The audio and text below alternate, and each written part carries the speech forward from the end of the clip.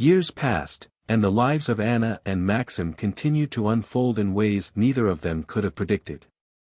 The town they had once called home became a distant memory, a place they both avoided but could never fully forget. Their paths, once so intricately intertwined, now ran parallel, never crossing but always connected by the echoes of their shared past. Anna's journey. Anna eventually found solace in solitude. She left the small bookstore and began to travel, seeking a sense of purpose she had lost long ago. She visited art galleries and museums, not as a curator or a lover of art, but as a wanderer searching for meaning. The paintings she once admired now felt like mirrors, reflecting the choices she had made and the life she had left behind. During her travels, she met a woman named Clara, a free-spirited photographer who had a knack for capturing the raw beauty of the world. Clara was everything Anna wasn't: bold, unapologetic, and fiercely independent. The two became unlikely friends, and Clara encouraged Anna to pick up a paintbrush for the first time in years. At first, Anna resisted. The thought of creating art felt too painful, too tied to the memories of Victor and the life she had destroyed.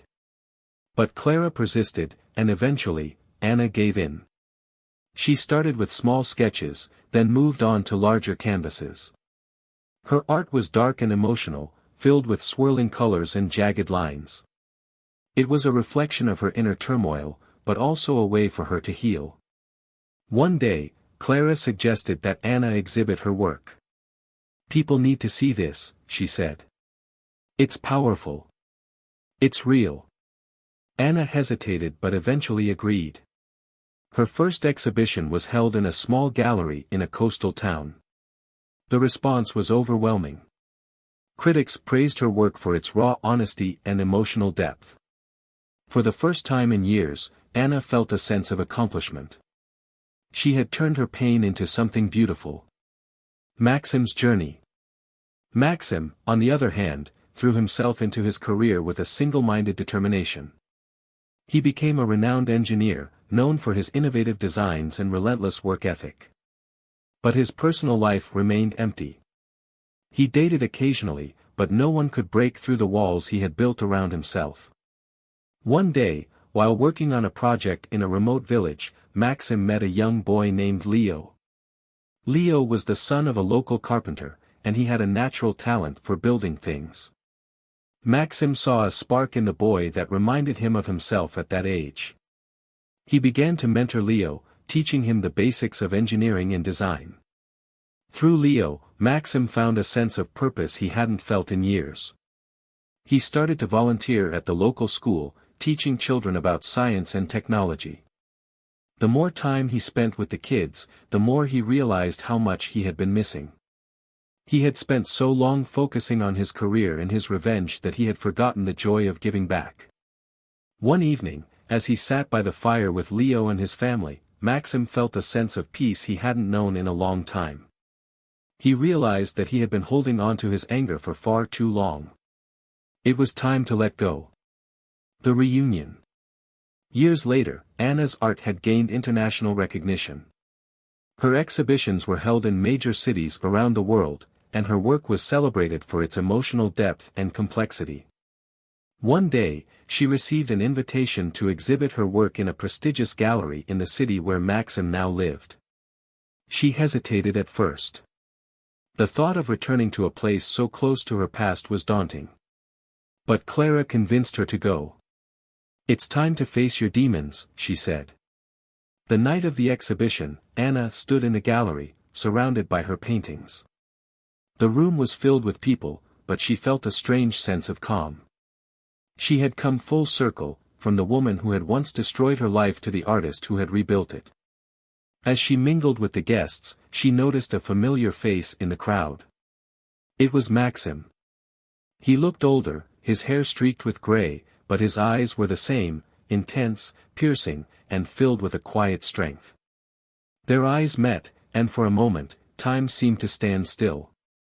Maxim approached her, a small smile playing on his lips. "Anna," he said softly.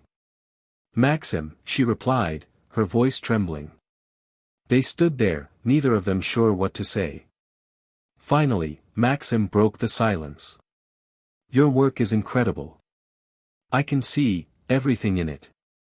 Anna nodded, tears welling up in her eyes. "It's my way of making sense of the past." Maxim reached out and gently took her hand. "I'm sorry," he said. "For everything." Anna shook her head. "No, I'm the one who should be sorry. I hurt you in ways I can never fully make up for." Maxim squeezed her hand. "We both made mistakes. But maybe it's time to forgive ourselves." Anna looked into his eyes and saw the same pain she had carried for so long. But she also saw something else, hope. For the first time in years, she felt a sense of closure.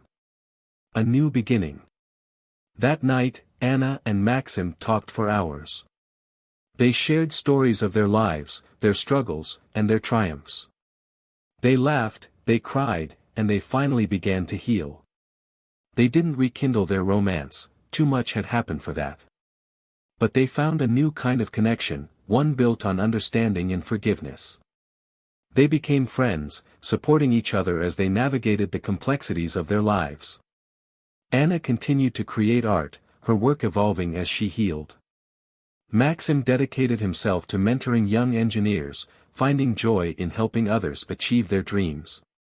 Their story was no longer one of love and betrayal, but of redemption and growth. They had both been broken, but they had found a way to put the pieces back together.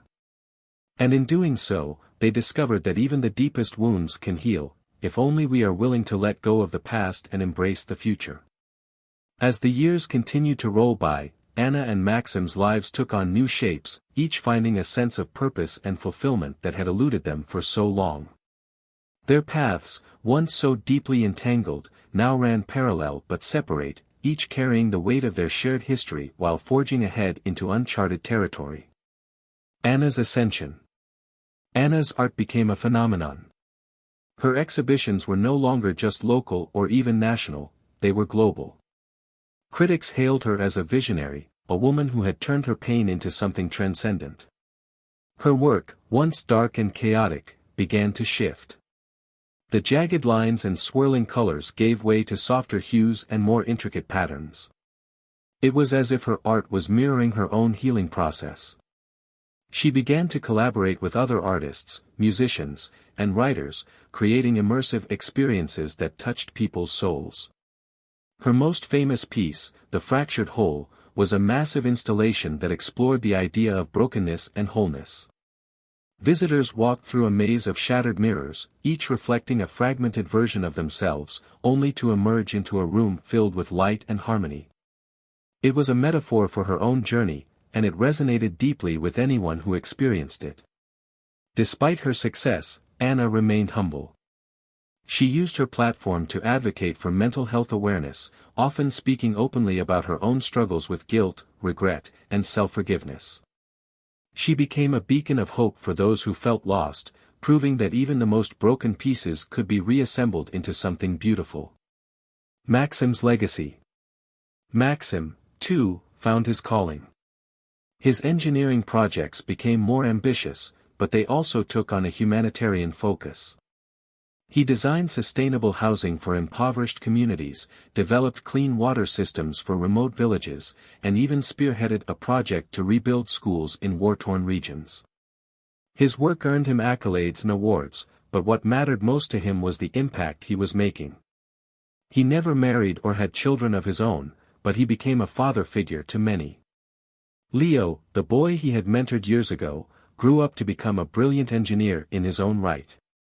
He often credited Maxim for inspiring him to pursue his dreams. "You showed me that even the smallest idea can change the world," Leo told him once. Maxim smiled, knowing that he had finally found a way to leave a positive mark on the world. Despite his busy life, Maxim never forgot Anna. He followed her career from afar, quietly proud of what she had accomplished.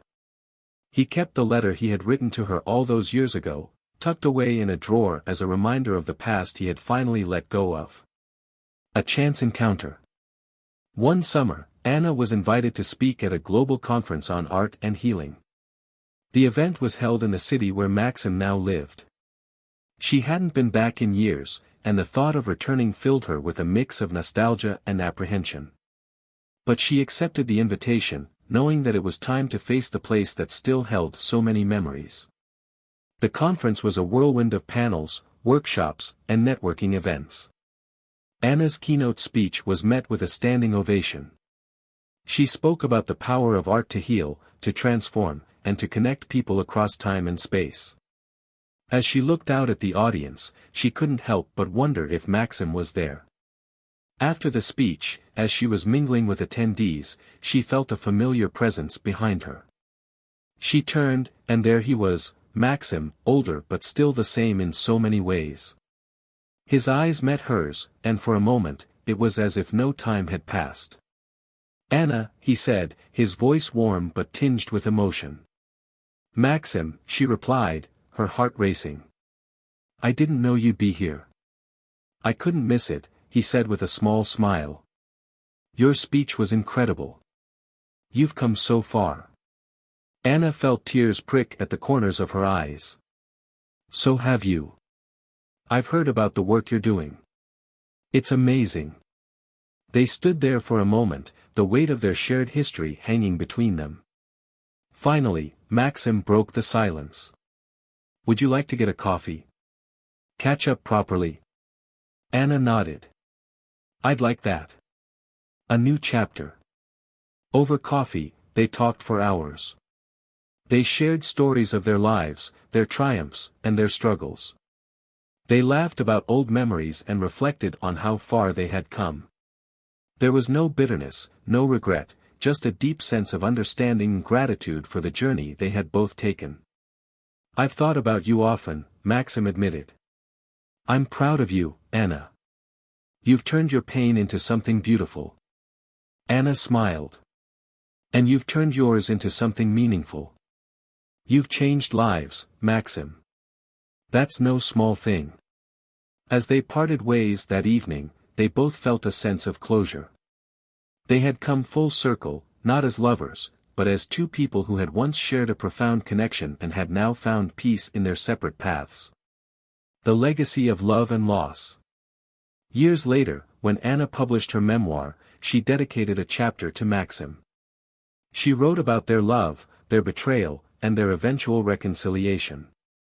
She described him not as a villain or a victim, but as a human being who had shaped her life in ways she could never fully articulate. Maxim, too, spoke of Anna in an interview once. When asked about the most significant relationships of his life, he mentioned her without hesitation. "She taught me that even the deepest wounds can heal," he said.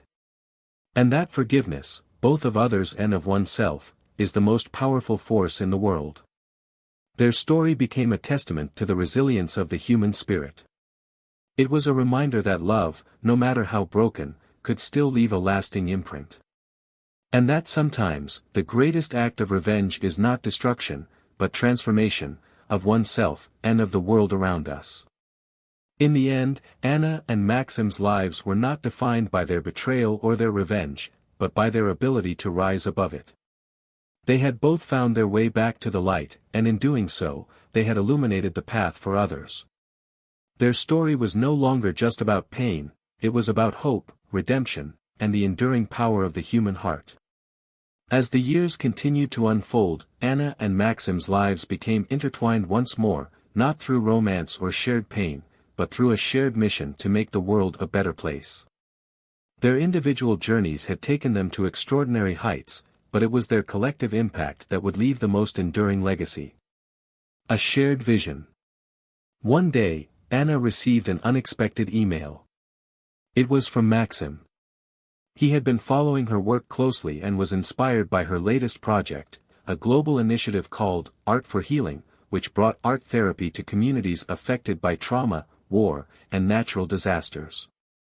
Maxim had an idea: what if they combined their expertise to create something even greater? He proposed a collaboration, a project that would merge art and engineering to rebuild not just physical structures, but also the emotional and spiritual well-being of communities in need. Anna was intrigued. She had always believed in the power of art to heal, but the idea of combining it with Maxim's innovative engineering solutions was something she had never considered. They met in person to discuss the details. It was the first time they had seen each other since their chance encounter at the conference years ago. The meeting was professional but tinged with the warmth of their shared history. They spent hours brainstorming, their ideas flowing effortlessly as they built on each other's visions. The result was the Phoenix Project, a groundbreaking initiative that aimed to rebuild communities from the ground up. Maxim's team would design sustainable housing, schools, and infrastructure, while Anna's team would create art installations, workshops, and therapy programs to help people process their trauma and find hope. The first project. The first location for the Phoenix Project was a small village in a war-torn country. The community had been devastated by conflict, its people displaced and its spirit broken. When Anna and Maxim arrived, they were met with skepticism. The villagers had seen countless aid organizations come and go, offering promises that were never fulfilled. But Anna and Maxim were different. They didn't just bring supplies and blueprints, they brought empathy and a genuine desire to listen. Anna spent days sitting with the villagers, hearing their stories and understanding their pain. Maxim worked alongside local builders, teaching them new techniques and empowering them to take ownership of the project. Slowly but surely, the village began to transform. New homes were built, but they were more than just structures, they were designed with input from the villagers, incorporating elements of their culture and history. Anna's team created a mural that spanned the length of the village square, depicting the community's resilience and hope for the future. Workshops were held, where children and adults alike could express their emotions through art and storytelling. By the time the project was completed, the village was unrecognizable. It wasn't just the physical changes, it was the way the people carried themselves. There was a newfound sense of pride and hope, a belief that they could rebuild their lives and create a better future. A global movement. Word of the Phoenix Project spread quickly. Governments, NGOs, and private donors reached out, eager to support the initiative. Anna and Maxim found themselves at the helm of a global movement, traveling from one devastated community to another, bringing light to the darkest corners of the world. Their collaboration was seamless. Maxim's practicality and attention to detail complemented Anna's creativity and emotional intelligence. They balanced each other perfectly, their shared history giving them a deep understanding of each other's strengths and weaknesses. But it wasn't just their professional partnership that flourished. Over time, they rebuilt their friendship. They laughed together, shared meals, and even argued occasionally, but there was always an underlying respect and affection. They had both come so far, and they knew that their journey had brought them to this moment for a reason. A legacy of hope. Years later, the Phoenix Project had touched countless lives. Communities that had once been broken were now thriving, their people empowered to create a better future. Anna and Maxim became symbols of hope and resilience, their story inspiring others to turn their pain into purpose. Anna continued to create art, but her work now had a new focus, celebrating the strength and beauty of the human spirit. Her exhibitions were no longer just about her own journey, but about the collective journey of humanity. She often featured the stories and artwork of the people she had met through the Phoenix Project, giving them a platform to share their voices with the world. Maxim, too, found fulfillment in his work. He had always been driven by a desire to solve problems, but now he saw the human impact of his solutions. He mentored young engineers, encouraging them to think beyond the technical aspects of their work and consider the lives they were shaping. The final chapter. One evening, as the sun set over a newly rebuilt village, Anna and Maxim sat together on a hill overlooking the community. The sounds of laughter and music drifted up to them, a testament to the resilience of the human spirit. "We've come a long way," Anna said, her voice soft.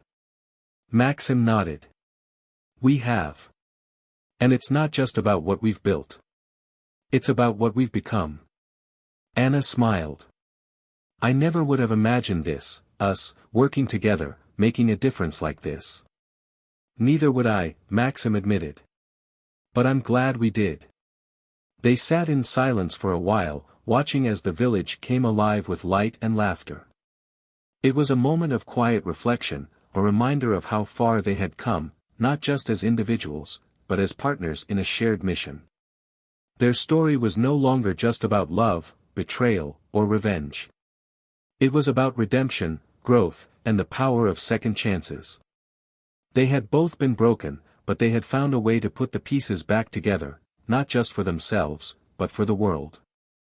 And in doing so, they had created a legacy that would endure long after they were gone, a legacy of hope, healing, and the enduring belief that even the darkest nights can give way to the brightest dawns.